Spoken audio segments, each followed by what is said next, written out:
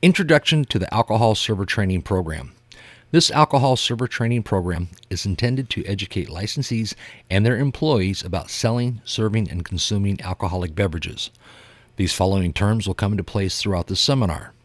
Approved provider, an individual, unincorporated association, partnership, or corporation approved by the program administrator to provide server training courses. Commissioner, the Commissioner of the State of Michigan Liquor Control Commission.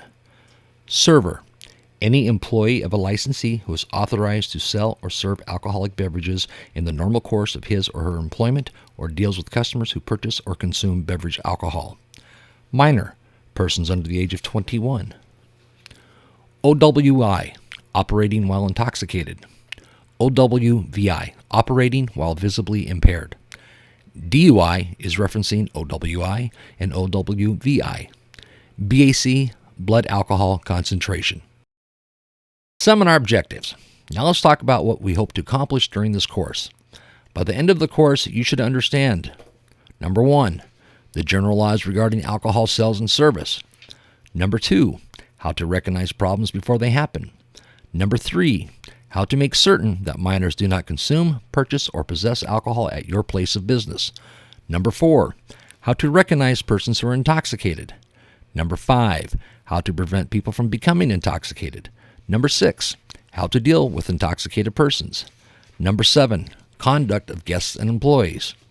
Number 8, alcohol and how it affects the drinker. Number 9, alcohol and drugs do not mix. Number 10, OWI and how, as a server or seller of alcohol, you can affect it. Number 11, alcohol and prescription drugs as well as over-the-counter drugs. And number 12, techniques for checking identification. Server training requirement. On August 1st, 2001, the MLCC implemented the mandatory server training requirement for licensees obtaining a new on-premise license or transferring more than 50% interest in an existing on-premises license. At a minimum, server-trained supervisory personnel must be employed during all hours alcoholic beverages are served, as outlined in MCL 436.1501. The pertinent provision of MCL 436.1501, being subsection 5011 of the Michigan Liquor Code of 1998, related to this requirement is as follows.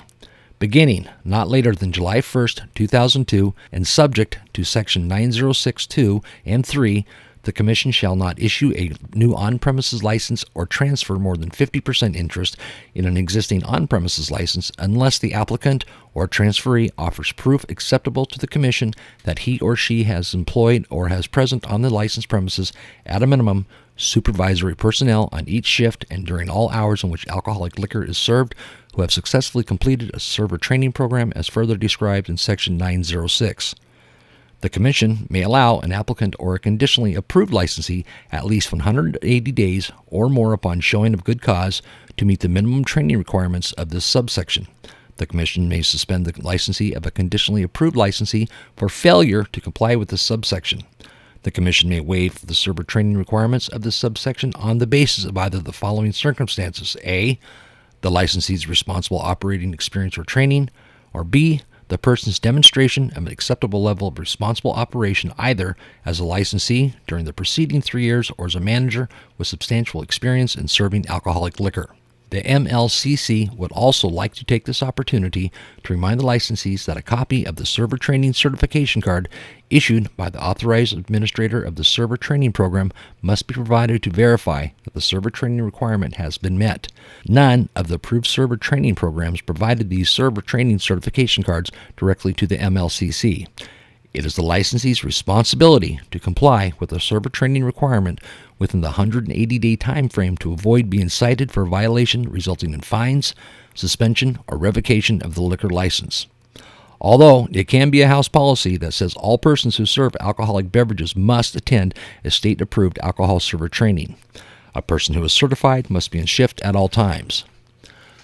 The certification is valid for 3 years from the date you complete the course and pass the final exam. The entire course must be completed before the final exam can be taken.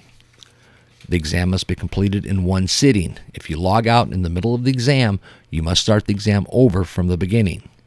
Once you pass the final exam, you will be able to print a certificate of completion as well as a wallet-sized card that you are to give to your employer who submits to the Michigan State Liquor Commission. The wallet-sized card will contain the following: your name, date of birth, date the training was taken, and the expiration date, which is 3 years from the date the final exam was passed. If your certification is lost or destroyed, simply log back into the course and reprint the certification. The seminar you are taking part of does not represent all legal issues concerning liquor laws in Michigan State. Also, each city may have its own regulations pertaining to alcohol service and sales. Please inquire with your local authorities.